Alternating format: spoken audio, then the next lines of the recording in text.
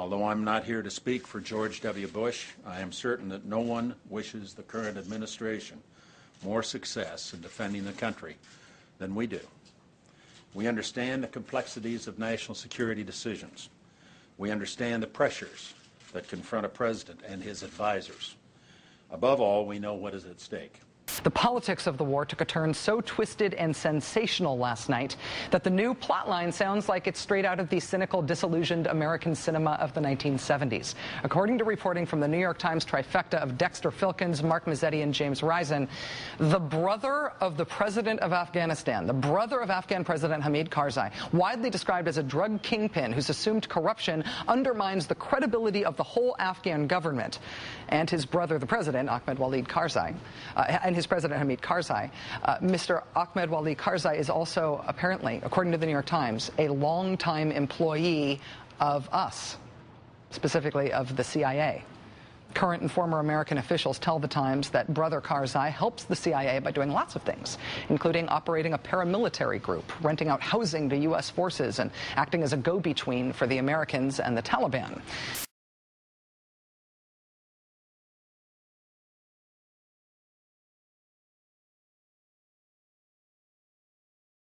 That about the drug scams which were going on, where illegal arms would be shipped down to the Contras particularly, and the C-130s would be filled up with cocaine and all and brought back in the United States and offloaded, sometimes at U.S.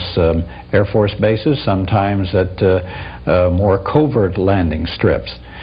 Now, how would this operation fit in with what we're talking about? Right.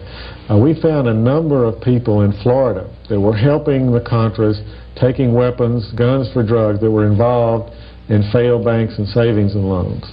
One CIA gun and drug runner was a guy named Jack DeVoe.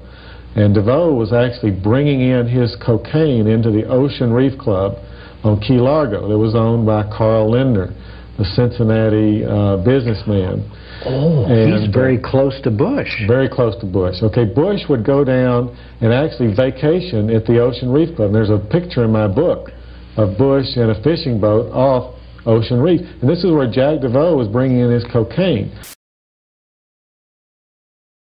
The allegations would be salacious at any time, but this week, after America just lost 7 service members and 3 DEA agents while they were on an anti-narcotics trafficking mission, this week the allegations are more than just salacious, they are explosive, and they may have the political potential to affect the course of the war.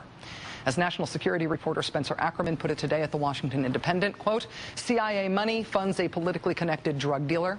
Opium funds the Taliban. We are in Afghanistan to fight the Taliban. How much CIA money has indirectly funded the Taliban? This nauseating question being asked just as the Taliban claimed responsibility for a daylight attack on Westerners in Kabul, which killed at least 11 people, including 5 UN-related workers. I mean, here's a couple of sick puppies. Joining us now is Tim Weiner. He's author of Legacy of Ashes, The History of the CIA. He's also a former national security and foreign correspondent for the New York Times. Mr. Weiner, thanks for joining us tonight. Rachel, my pleasure. Legacy of Ashes traces CIA history back to before the beginning. The light you shed on the agency is not particularly flattering. But today, with this story of the CIA funding a man who seems to be all wrong for the American war effort, I just have to ask what you think the CIA's strategy is with him. Well, the CIA's most effective weapon over the years has been nice stacks of crisp $100 bills. That's how you buy information, that's how you win or rent loyalties, and it's a very effective weapon traditionally in Afghanistan, at least to rent people's loyalties. Paying for information, that's what the CIA does. Renting people, funding paramilitary operations in Afghanistan, the CIA has done that for the better part of 3 decades. What's truly unfortunate here is that there's a presidential runoff election scheduled in Afghanistan in 10 days. The legitimacy of the Afghan government, the entire reason that we've been there for going on 9 years now, has to do with democracy and stability in Afghanistan. And this guy, the president's brother, stole maybe 1 million votes. He asked you to design a code to rig an election. Yes. While he was Speaker of the Florida House. Yes. This was during or previous to the 2000 election? Yes, October into September. And did he ever express why he wanted a code to rig an election? No, I immediately assumed that they were trying to keep you guys from cheating them. So, so I wrote up the documentation of what you would look for in the source code, how you would make sure that you didn't get, taken advantage of, make sure that all voting machines had receipts, because that way you could back count the ones that looked a little funny. And I handed it. By receipts, you mean a paper trail? Yes, paper trail. And I handed that in to Mrs. Yang and said, here's your report, here's your program. And she said, you don't understand, we need to hide the fraud in the source code. Hide the fraud, not reveal the fraud. Not reveal the fraud, because it's needed to control the vote in South Florida. I mean, here's a couple of sick puppies. In southern Afghanistan. That doesn't look good for winning hearts and minds.